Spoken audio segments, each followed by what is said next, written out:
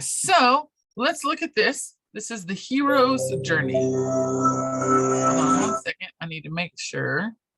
I'm gonna reshare and make sure I have the sound shared as well too. Okay, there we go.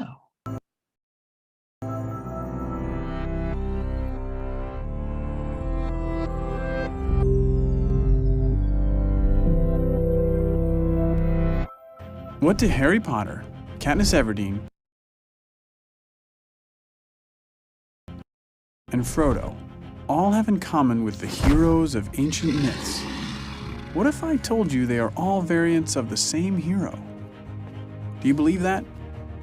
Joseph Campbell did.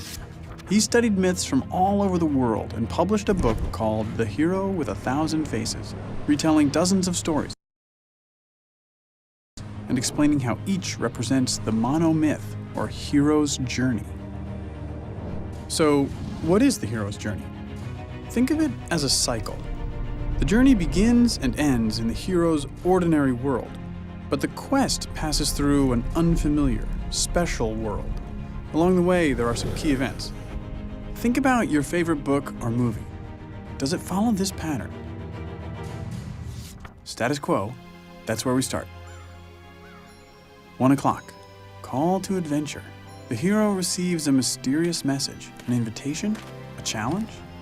2 o'clock, assistance. The hero needs some help, probably from someone older, wiser.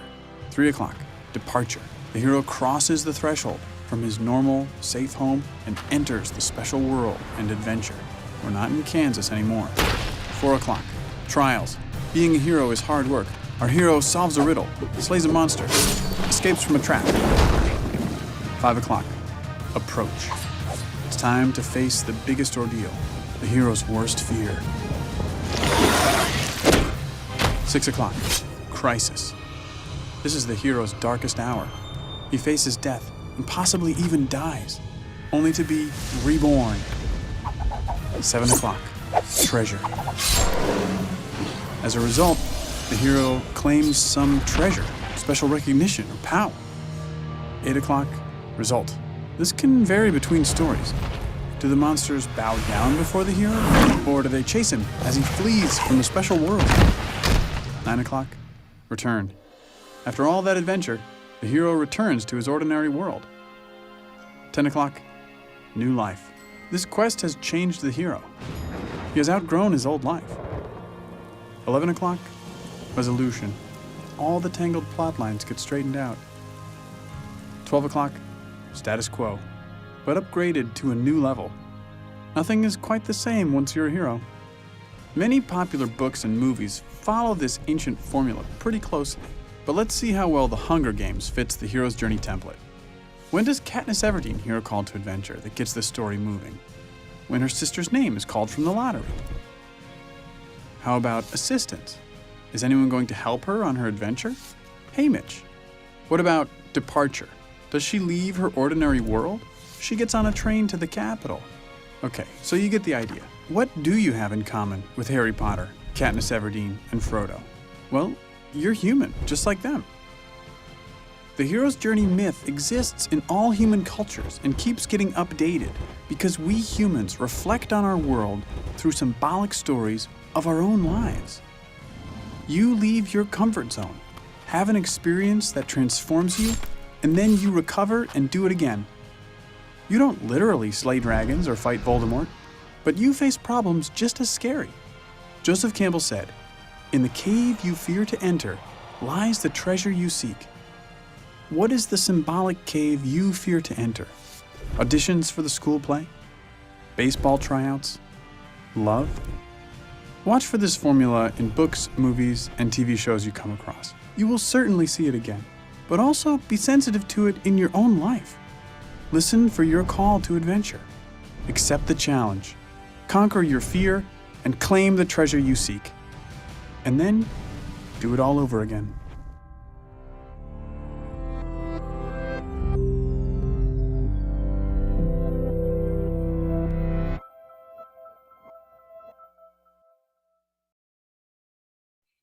Okay, so that's such a quick one, and it's really worth going back and watching through as well too. But we look at this hero's journey almost in every single one of our films, and you'll see how it actually lines up very well with your dramatic plot structure as well too. There's a few little inklings there and some word choices, again, like we see the word resolution. But let's look through and see. So our hero starts out, and we're in the ordinary world, right? Life is regular, and ordinary does not mean boring. Ordinary means that this is the world that we go, okay, like this is still heightened enough to be worthy of being some dramatic thing for us to watch, but it is that character's ordinary world. It is their status quo, meaning what's regular for them. Then they have that call to adventure.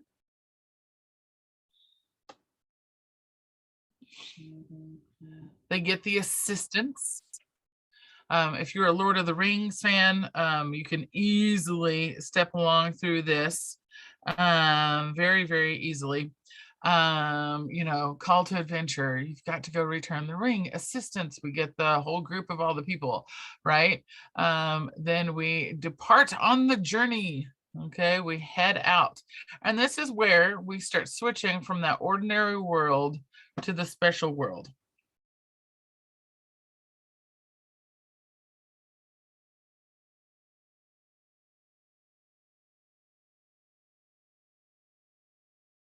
So once we're in the special world, they start moving much quicker usually.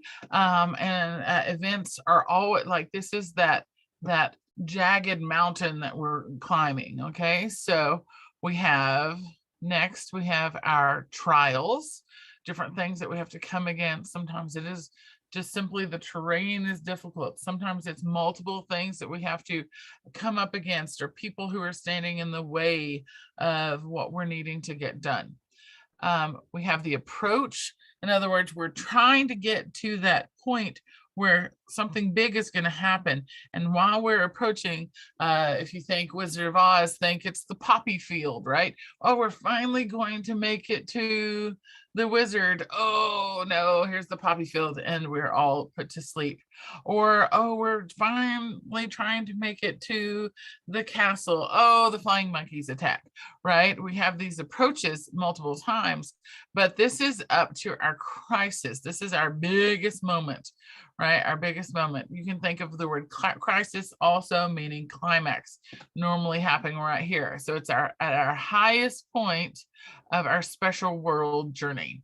Okay, then what do we get that resolution of the crisis? Do we get something from this? Is our treasure that we save a life? Is it that we get the broomstick? Is it that we win and survive the Hunger Games? What is it? Okay, then how does that affect us? What's the result of getting that treasure, from overcoming this? And sometimes the treasure doesn't seem so wonderful, and the result isn't so great for our hero as they're going through. And these are called, when it's like, oh, this is really not good, this is really not good, these are called French endings. The French really like these, and so they're actually called French endings, as these sometimes are very negative. Most American films are not going to be super negative at this point. We're still going to be able to find some rosiness, but like in a French ending, these results and the treasure is that we realize we really don't need to have that person in our life. And the result is that the main characters break up and they don't ever get back together again. And you're like, what? Why am I watching this movie? And then we return back to the ordinary world. We go back to school, we go home. But again, it doesn't come all the way back down that mountainside. This person, this character can never, whether it could be a dog or a mouse, it doesn't matter. This character cannot go through all of these trials and be back to regular. Even though the ordinary world of the story, they're entering back home, they are changed. They are changed. This is where sometimes you go, ooh, this character's gonna need some therapy. And you go, please go sign up for therapy, it's worth it. but so this is a new life. So again, when we have that mountain, this is why we've gone up a mountain and we've come back down, but our valley isn't the same spot where we left. Our valley is new and we're on a different level than what we used to be at. And our story resolves in the idea that it stops for the film. It does not, like, and he talks about tying a bow. In novels, most novels do. They'll tie a bow and allow you to like solve all of what's going on. But films tend to try to have it where they can move into a sequel, or television shows are going to move you into the next show. So